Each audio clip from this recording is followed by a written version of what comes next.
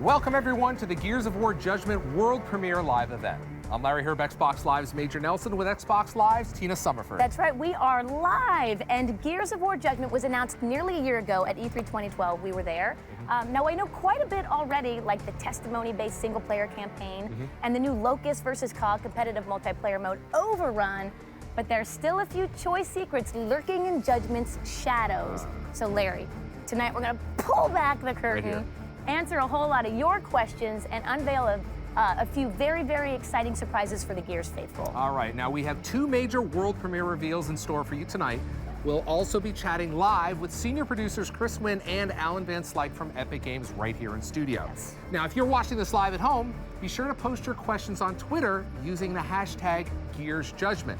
We'll be picking your questions from the hashtag to ask live throughout the show. Plus, we'll be taking your tweets throughout the show, putting them up on screen, so be sure to share your reactions to the game as well as tonight's reveals. Wow, super community-driven show for you guys. Plug right in. Now also, if you are watching live, don't forget you still have roughly 15 minutes to enter for your chance to win a custom Gears of War Judgment console. Now, you cannot buy this in the store, correct? Absolutely not. And we're also going to give away some copies of the game, which will be available at launch time. Now listen, you can find all the details on how to enter right now at my blog at majornelson.com. Yes. Now, Tina, I want to ask you, you had some time down in North Carolina, right at Epic Games where they make the game. Yes. How'd that go? It was great. It was a great trip. I spent about 4 days, had a chance to talk to Alan and Chris, that you're going to be taking their live Q&A a little bit later in the show. Yep. But I also got a chance to sit down with Chris Perna. Now, he's the art director. He's been there since the very, very beginning. So not only did he do Judgment, the whole franchise is really his vision. So that was a great conversation, which you'll also get to see later on the show. And I heard you also spent some time. Are you about to call me out? Yes, I am. My understanding that you spent some time in the playtest lab. I did, and How'd that go? I got reamed. I just, as honest as I could be, I got killed over and over for hours and hours, but I had a great time doing it, and they were the men and women that made the game, so I really didn't have a shot at it. But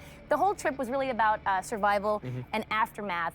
So really, without further ado, here is our very first world premiere this evening, the unlockable bonus campaign mode, Aftermath.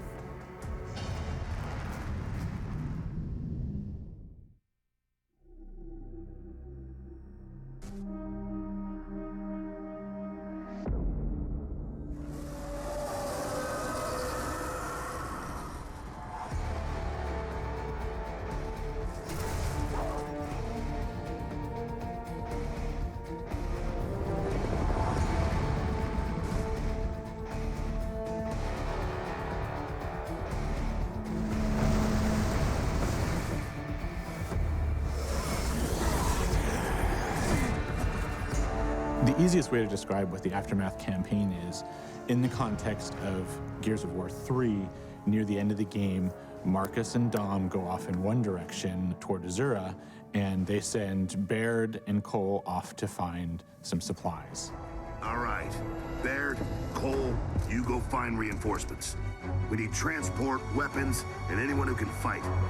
It just so happened that they went to Havel Bay to go find those reinforcements, and so we had all the pieces kind of put together, and it was like, you know, let's go tell that particular story from Gears 3. You run into Paddock, who's one of the new characters in Judgment, because he's still hanging around that city. Only COG soldiers are this noisy. Paddock? That sidearm can go back where you found it. I think it's really neat to see Paddock inserted into this point in the timeline of the Gears story. It takes you back, and I think it's a point in time that everyone's going to be excited to see. Ultimately, it's a reward for fans. Paddock is a Groznian guy. He's kind of the grizzled veteran, former UIR soldier, right? So yeah, he was opposing the COG in the Pendulum Wars, and then when the treaty was signed, right around the time of Emergence Day, he came over to fight for the COG. Again, it's just a continuation of the story, and just peeling back the onion layer just a little bit deeper to see what else happened during that traumatic time.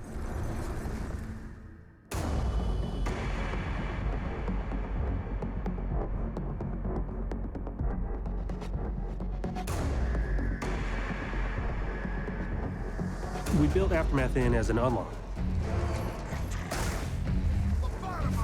And so to unlock it, you earn stars. When you play through the main Judgment campaign, you're scored every section that you play through. We have a series of 3 stars that you can earn. You earn those stars by getting ribbons, you know, headshots and executions and those kinds of things. Also just by playing through the mission.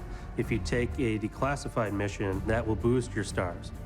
The declassification system changes the way that you play. It's an optional system that you can choose that'll actually add challenge and make it even more intense than, than it previously was. And also changes the testimony and changes the way that the story is told. The dust gunked things up pretty good, and the grubs were going in for close kills. Basically,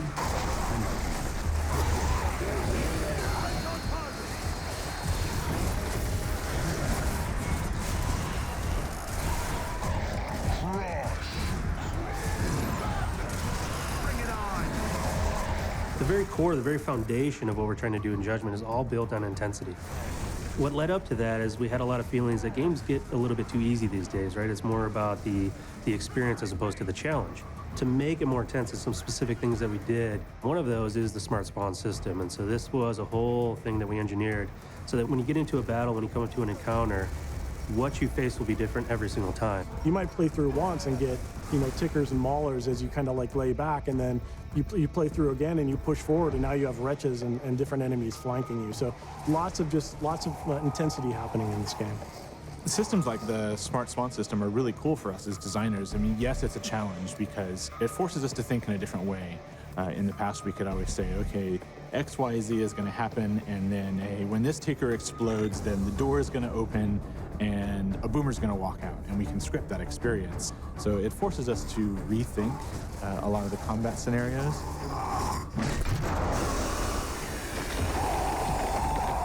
In a way, I really like that because it gave us the ability to put more story and more context into the environments and into the world itself, which really helps bring the universe to life a lot more. And I think that's a much better story than any one we could ever tell, because it's a story that the player themselves gets to tell and experience.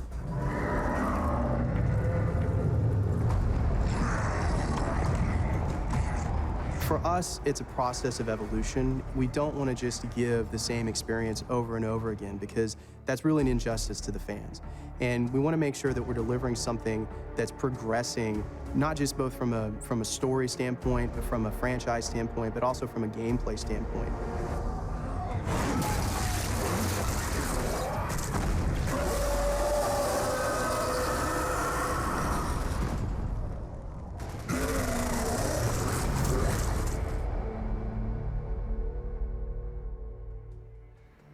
We are joined by Chris Wynn and Alan Van Slyke, senior producers for Gears of War Judgment at Epic Games. Guys, thanks so much for joining us.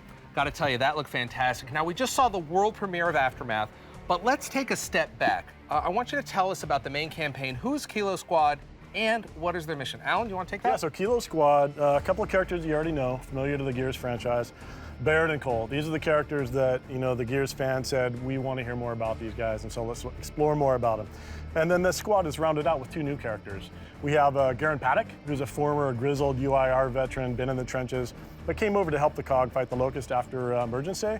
And then we have Sophia Hendrick, who's kind of a fresh-faced Onyx Guard cadet graduate, but hasn't seen any battle yet. Any real action. Absolutely. Great. Now we've got some announcements coming up. Chris, tell us about some of the announcements that you guys have made recently. Yeah, it's really exciting these days. When you make a game, you finish it up, you get it in the box and out to stores, and you continue to develop. We release content after the fact, and so we announced just last week we did a deal with Maxim Magazine to be able to bring 2 free maps to our fans. Mm-hmm. And then including in that, we actually adding back execution mode. So this is a fan favorite mode. They really asked for it to come back in Judgment, so we were able to do that, partner with Maxim, and bring that to people pretty early on. And then we also announced the details of our DLC plan. So we're going to add 6 new maps and even 2 new additional modes. And then that's all wrapped up in a season pass, so you can get a discount on the whole thing. So wait a minute, I get my season pass, I get access to all the content, I get a discount, and I get double XP? You do, yeah, you get double XP forever. Right. So as long as you play in those VIP playlists, you're gonna get double XP. Right. You also get the content early. You're gonna get it before everyone else, which I think is really cool. And then of course we added in some skins and characters that you'll get just by being a VIP. There's a lot going on there. All right, we're gonna go, what we're gonna do right now, the community has just voted on the gameplay they next wanna see. We're doing this live. This is live television. We're kind of going by the seat of our pants. What you have chosen on Twitter is Domination. So Chris, Alan, let's bring up Domination here in the studio. We've got some gameplay here, and I want you to talk us through what we're seeing. Why don't you go ahead and do that? Yeah, Domination is a brand new mode we have in multiplayer, and so this is kind of an evolution of King of the Hill. You have 3 rings that are static on the map. These don't move around like they did in King of the Hill. And then your team's goal is to go capture those rings, and while you're holding them, you earn points, which you can see up there in the upper left-hand side of the screen. And the first team to the score threshold will win the match. And so what you have is it's a bit more competitive than what we had in the past. And we have these really close matches when we play tested in the labs back at Epic. You always know, by having those rings static on the map, and you know where ring A is, ring B is, ring C is, you always know where the action is, you always know where the fight is. And I think that's really one of the beautiful aspects of this mode. You always know where to go to get into the battle. Well, I noticed that Domination is that, you talked about where to go is in the battle, but it's a choke point. Everyone's being brought there, so you're going to get action on the way there, and then once you're there, it's nonstop, right? Yeah, that's right. Yeah, absolutely. And one of the things, that we've added to all of our multiplayer modes is this new vertical nature to the gameplay. So yeah, there's choke points, but it's no longer just a flat plain choke point. Now people can run upstairs, drop down, and flank you and surprise you. And so there's this whole new nature of strategy to the maps by adding this vertical nature to them. Tell me a little bit about, you mentioned play testing earlier. How important is play testing to a mode like this? It's massively important. I mean, you have to get the balance right. And so, particular to Domination, when we play test, a lot of it is the location of those rings. Right. We want to make sure that the battle is not only fair between the two teams, but they're in the right locations where you set up really good fights. So for example, this room here, you have 3 entry points. And so when you have one team defending in the middle, you have to kind of make sure you're watching all those entry points. And you've got some pipes you can duck behind. Yeah, as and well. you take cover, of course, and find some really good places to kind of bunker down and defend, which is really important. Now, so you mentioned there's 3 rings. How does the gameplay progress in terms of the balance, and do I get one, do I move to the other? Tell me a little bit about that dynamic.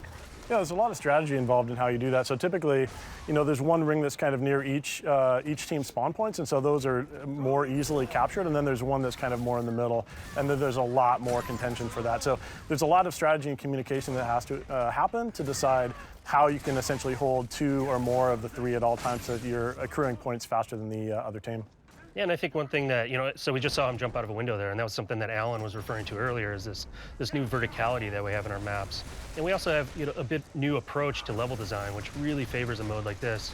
It's a much more circular in terms of its movement, and so you find it's a lot easier to move around as a team and find those choke points and find those battle areas. Now, I've had the chance to play this game, but one of the things I noticed right off was you kind of did some things with the weapons and the weapon switching. Tell us a little bit about that. Yeah, we optimized the control scheme actually in both multiplayer and the primary campaign. So now Y is a quick weapon swap, primary, secondary, just hit Y, boom, boom, switch back and forth. It really sped up the gameplay.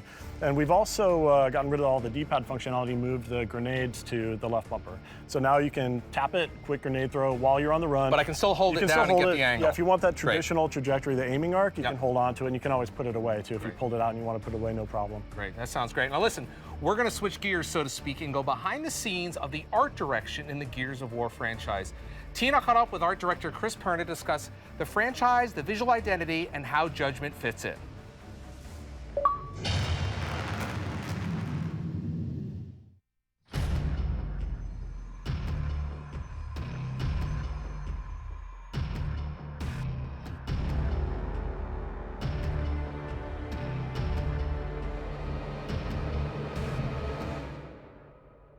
Chris, let's talk a little bit about what we're going to see differently in the art direction from Judgment as we've seen in Gears 1, 2, and 3.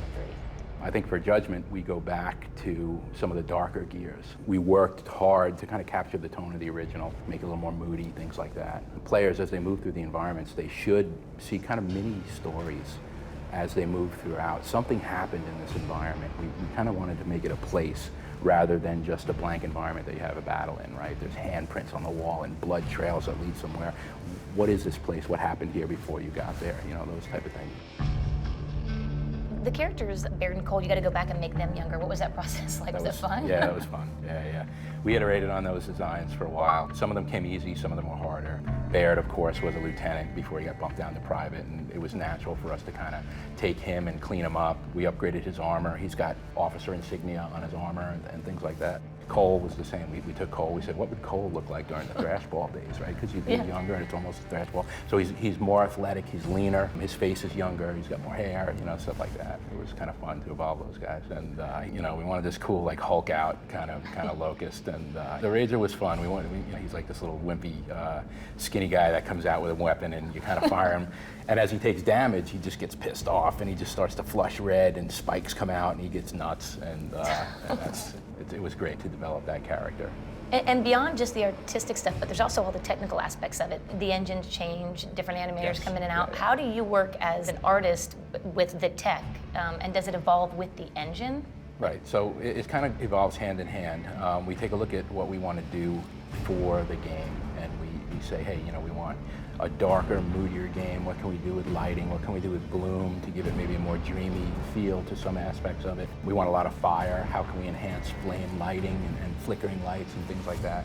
We push the tech to make the art look better. How can we evolve our characters? What can we do to make them look better, make the skins higher resolution, make the shaders better, things like that, that just add to a more robust and immersive experience for the player. So it's sort of being in charge of the art direction. I feel like it would be difficult because an artist, I'm sure you want to be hands-on with stuff because you know what you have up here, but how hard is it to pass that on to? Yeah, it's really hard. Like, yeah, it's super hard. I'm not only, you know, am I high-level art direction now, but it's I'm a control freak to a certain extent, right? I like what I like, and it's frustrating sometimes for the guys, and sometimes I don't know what I want, right? I mean, an art director doesn't necessarily have all the answers. So sometimes, you know, I get a bad rap, I'm sure, and people are like, what are you doing? You don't know what you're doing, and stuff, but it just takes a while to try and you know, craft that stuff and mold it into something, make something from nothing, basically. You've been here since the beginning of the franchise, so you were the big influence in what these characters, these larger-than-life characters would be. Where did you get that from? That was, you know, space barbarians, right? It was, you know, the hardcore kind of Conan and things like that. I was really into that stuff. And it just kind of happened. We were like, hey, let's get these huge dudes and these big creatures, but we'll give them guns instead of swords, and we'll see what happens, you know? And it worked out well. Are there specific design principles that you hand down to them? Like, look, the characters, the weapons, everything has to fall within these design principles? You know, we set up style guides. The overall description was the world is heavy. Gears is a heavy and brutal game. So everything we put on the characters was meant to convey that weight in the world. We had shoulder pads that flopped around. When they hit cover, they grunt and they slam into it and dust flies out. Stuff like that. Because it's the emotion of those guys. How hard is it to get the emotion across? That's really hard. You know, an inanimate character, to get that emotion. In some aspects we did it well, some we didn't. And it all comes down to lighting and mood and facial animation and things like that. And we're getting better at it.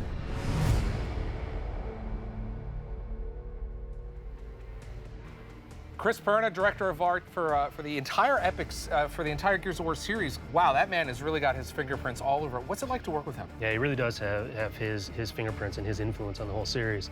I was watching the Twitter feed at the bottom of the monitor there as it was going on, and someone said, you know, he's one of the best in the business, and in my opinion, he is the best in the business. I mean, he defines what an art director is, and really creates just a beautiful game. You know, it's really great to work with him and his entire team, and kind of, you know, he sets the bar high and is infectious, and so it's really been a pleasure to work with him. But we also have to call out, you know, PCF. We're going for this new, you know, we've gone back before Gears of War 1 where everything is freshly destroyed and still on fire, so it's a really evolutionary visual ID for the franchise, and so it's, you know, Perna certainly has been instrumental in that, and PCF in collaboration as well, so it's been a great lot going on there. You mentioned Twitter. What do you say we go to Twitter now? We're going to turn the show over to you, the community.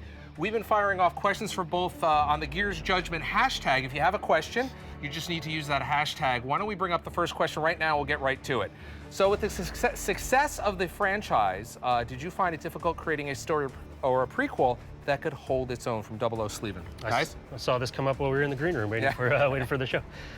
You know, it really freed us to be able to go do a prequel. So, you know, I wouldn't say it was constrained or tough or difficult. We were really free to kind of go off and really try a lot of new things. And I think that's why Judgment does feel so fresh and does feel so new. We didn't hold ourselves in a box. Right. That maybe, you know, may have been the case with the original trilogy. Great. Let's go on to question number 2. Let's bring that up right now on the screen.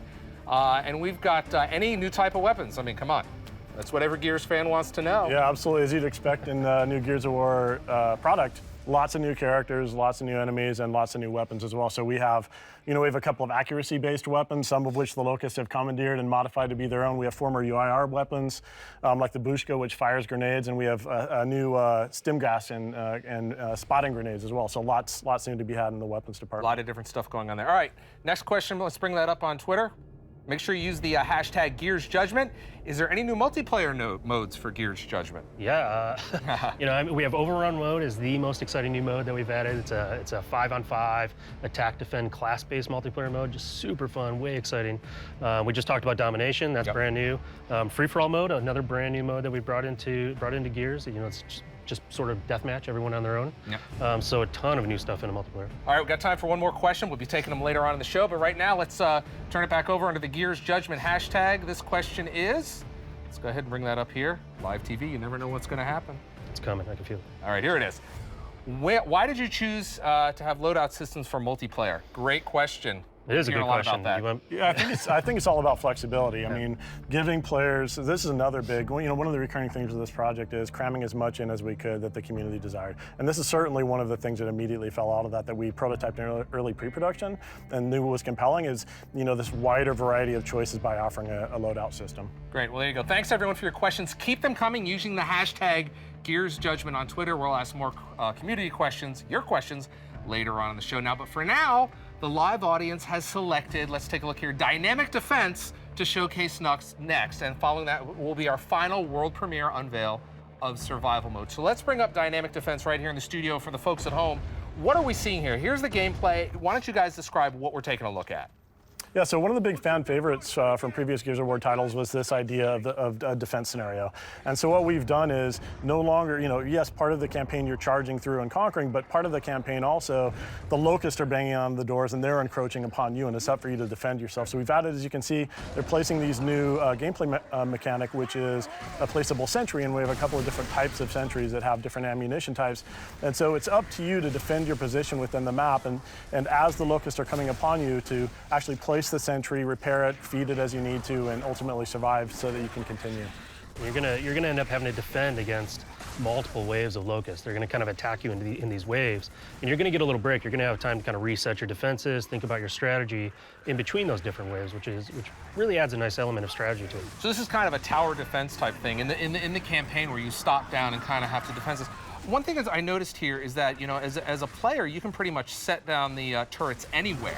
How does that affect the spawning system and the gameplay? Yeah, that plays it really well into our new dynamic spawn system, where if you push the sentries forward, the spawn system, it might react to you and spawn different types of enemies and flank you. And if you stay back and try to hunker down, they might come at you with a full frontal assault. So lots of variation and lots of strategy to be had with this new gameplay mechanic. I want to talk a little bit about the turrets that we're seeing us lay down here. What are the different types of turrets we have? Well, first of all, you'll notice you have to manage them. They run out of ammo. Yeah, so you need to go up and reload them. Yeah, you have to defend them because the Locusts will try to destroy them. But you have a couple of different types. So you have a Gnasher type, which is a shotgun type of a sentry, so it's going to blast a little bit of a wider radius. And then you have the assault rifle sentry, which has a longer range. It'll give a good string of bullets on those enemies, but it'll run out of ammo a little bit quicker as well. There you go. That's Dynamic Defense. All right, now we get to the answer of the most asked answer and question for the Gears of War Judgment, and I got to ask this: what did you guys do to my Horde mode? What the hell happened? Survival is the answer, and we're going to have to take a look at this right now.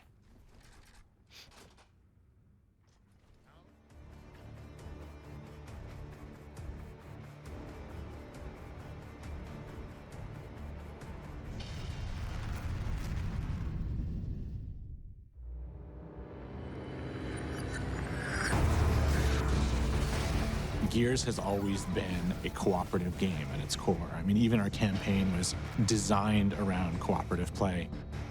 The number one question I get is Horde mode coming back? I get that every single day on Twitter, so I couldn't wait to actually talk about survival.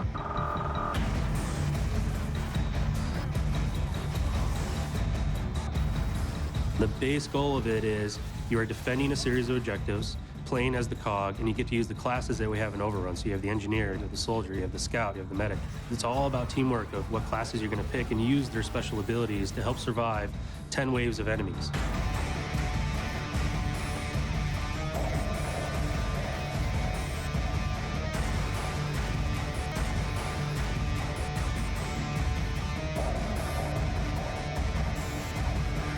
It shares the same kind of like gameplay mechanics as Overrun. And so there's 3 objectives, a primary, a secondary, and the third one being the generator, right, or the main objective. The battlefield is single directional, so you start defending the first one, and then when that falls, you fall back to the second one, and when that falls, you fall back to the final generator. In Horde, we had 50 waves was the goal to survive, and so you might hear 10 waves and you go, wow, that's short. It is 10 crazy intense waves, and it's actually really hard to survive those 10 waves. We actually had to bring in QA to ensure that we weren't going to ship a multiplayer game mode that it was impossible to beat on the highest difficulty level. Going all the way to hardcore or insane is definitely going to be a challenge for any co-op group who wants to try to tackle it.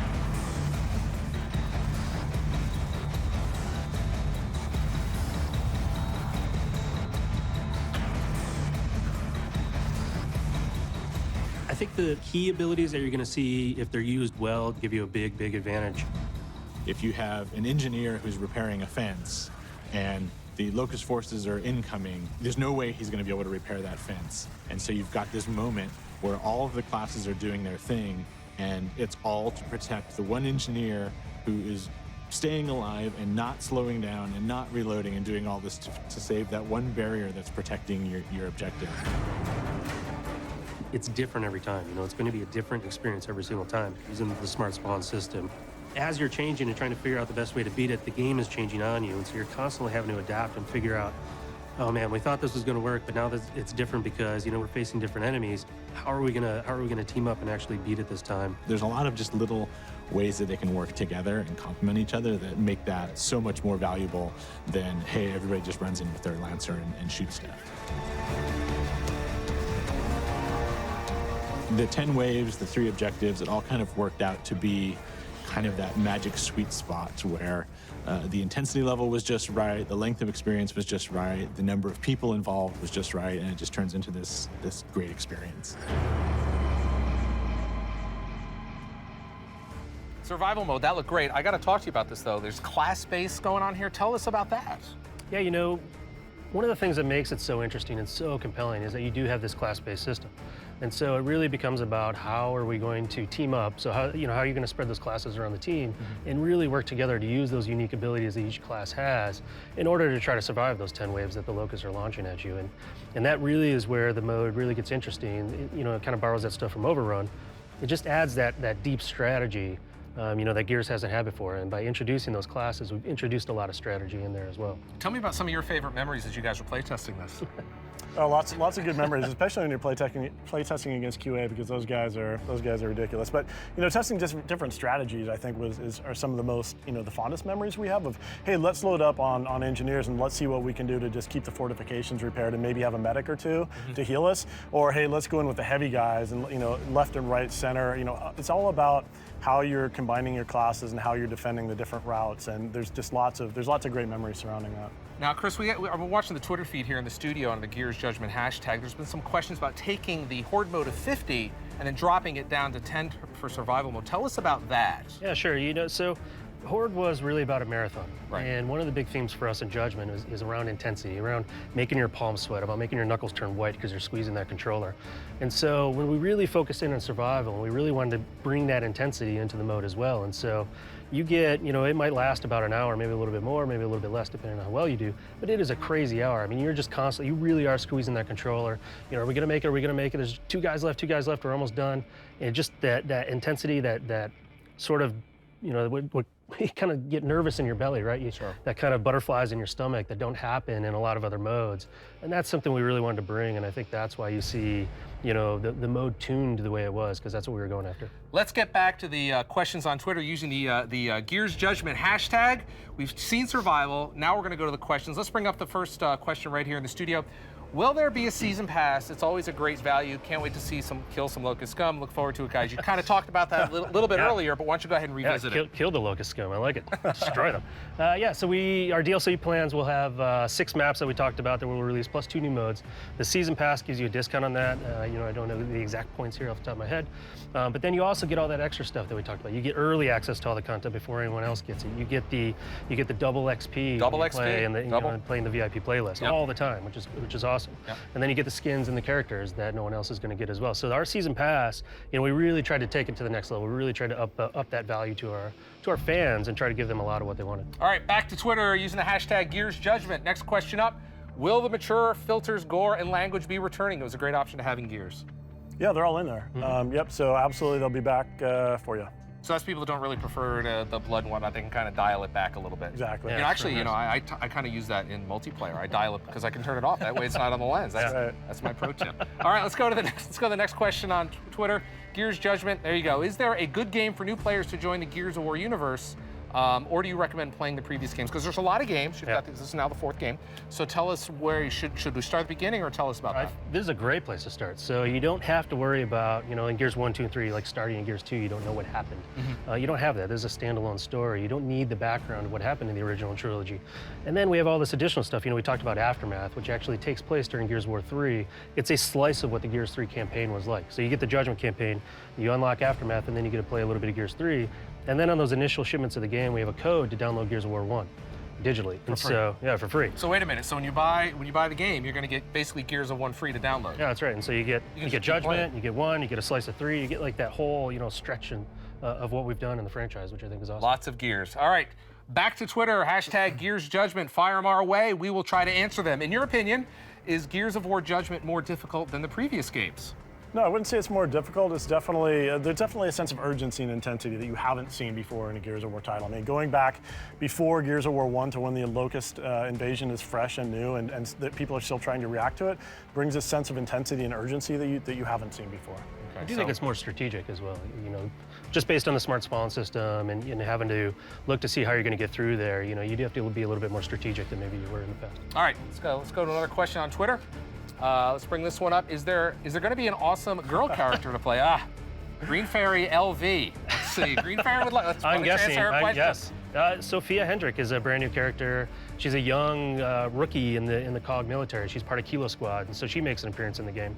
One of my favorites is Alex Brand, who's a comic book character, and if you go pre-order the game at the Microsoft store, you get her as part of that incentive. And so 2 really cool female characters right there. And of course, we have Anya returning as an incentive as well. So there you go. All right, now we still have one more gameplay showcase to highlight. So this time we're going to take a look at the declassified missions. Guys, let's bring that up on the studio in studio for folks at home. Tell us about the declassified missions and what that means. Yeah, so declassification system is a completely new system specific to the primary campaign of Gears of War Judgment. It's an optional system. So what you saw was that Crimson Omen on the wall indicating it's available to you, and there's 40 plus of these available to you throughout the campaign. Throughout the primary campaign. Okay. And these declassifications do 3 things. One is they change the rule set. So what you're seeing right here is that reduced visibility and the enemies are meleeing you. They are rushing right in on it. Because this player's opted into it. The second thing that it does is it increases challenge, and so you see the star system on the top left where it's counting up your kind of performance. Well, if you opt into the declassification system, it gives you a star multiplier, so you earn more stars, which in turn means you get a whole bunch of additional content. You unlock additional content that way.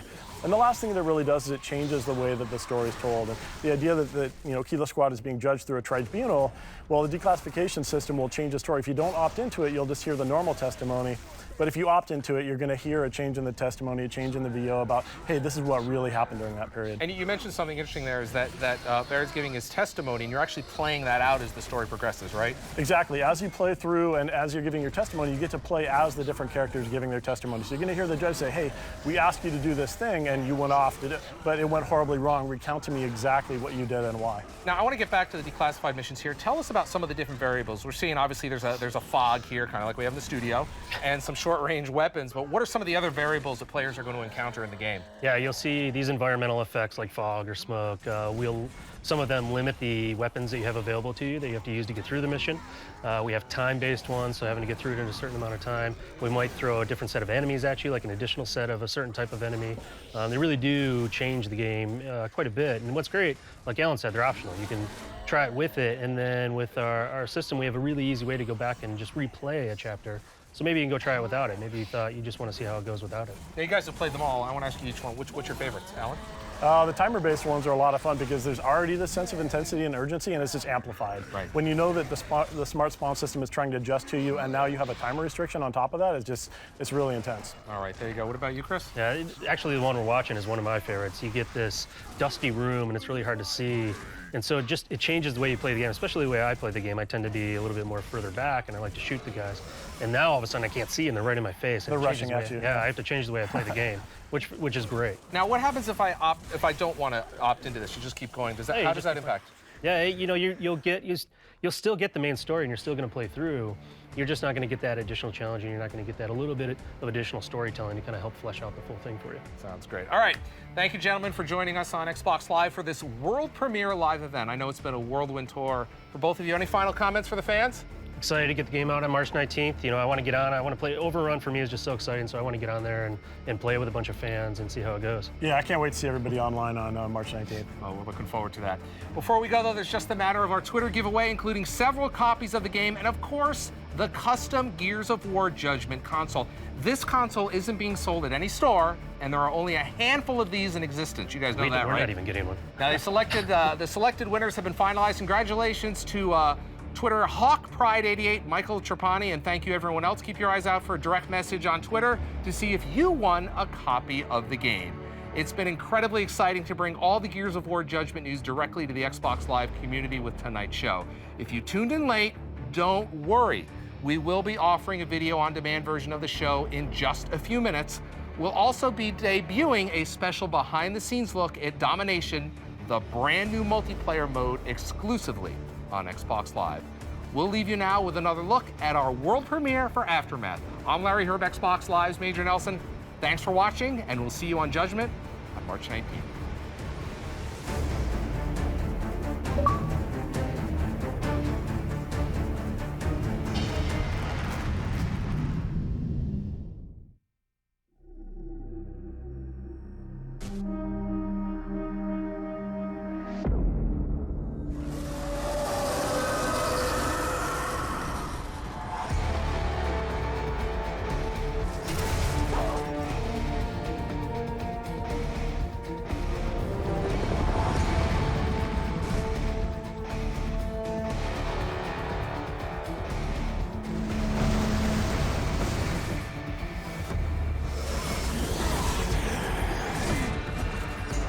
The easiest way to describe what the Aftermath campaign is, in the context of Gears of War 3, near the end of the game, Marcus and Dom go off in one direction toward Azura, and they send Baird and Cole off to find some supplies.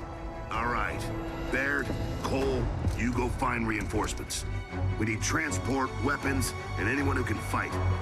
It just so happened that they went to Havel Bay to go find those reinforcements. And so we had all the pieces kind of put together, and it was like, you know, let's go tell that particular story from Gears 3. You run into Paddock, who's one of the new characters in Judgment, because he's still hanging around that city.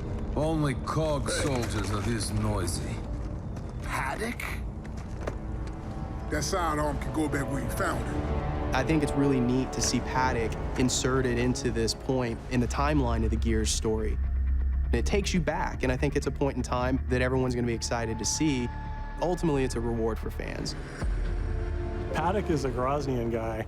He's kind of the grizzled veteran, former UIR soldier, right? So yeah, he was opposing the COG in the Pendulum Wars, and then when the treaty was signed, right around the time of Emergence Day, he came over to fight for the COG. Again, it's just a continuation of the story, and just peeling back the onion layer just a little bit deeper to see what else happened during that traumatic time.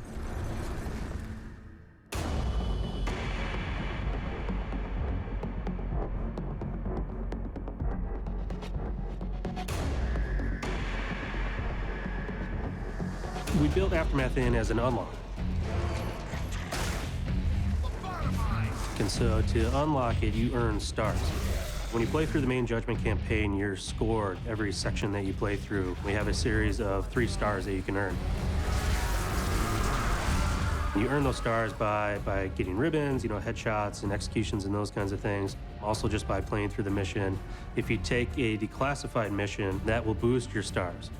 The declassification system changes the way that you play. It's an optional system that you can choose that'll actually add challenge and make it even more intense than it previously was. It also changes the testimony and changes the way that the story is told. The dust gunk things up pretty good, and the grubs were going in for close kills. Basically,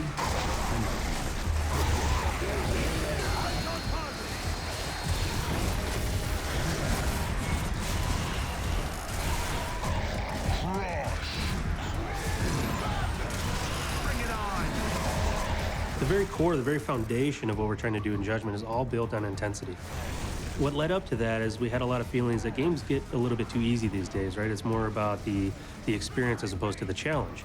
To make it more intense, there's some specific things that we did. One of those is the smart spawn system, and so this was a whole thing that we engineered so that when you get into a battle, when you come into an encounter, what you face will be different every single time. You might play through once and get, tickers and maulers as you kind of like lay back, and then you play through again and you push forward, and now you have wretches and different enemies flanking you. So lots of intensity happening in this game. Systems like the Smart Spawn system are really cool for us as designers. I mean, yes, it's a challenge because it forces us to think in a different way. In the past, we could always say, okay, X, Y, Z is going to happen, and then when this ticker explodes, then the door is going to open, and a boomer's going to walk out, and we can script that experience. So it forces us to rethink a lot of the combat scenarios.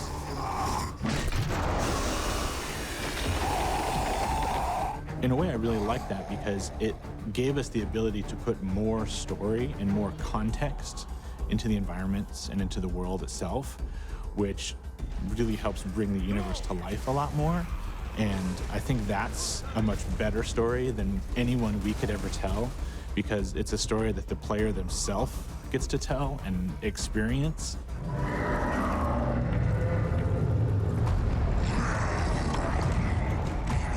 For us, it's a process of evolution. We don't want to just give the same experience over and over again, because that's really an injustice to the fans. And we want to make sure that we're delivering something that's progressing, not just both from a story standpoint, but from a franchise standpoint, but also from a gameplay standpoint.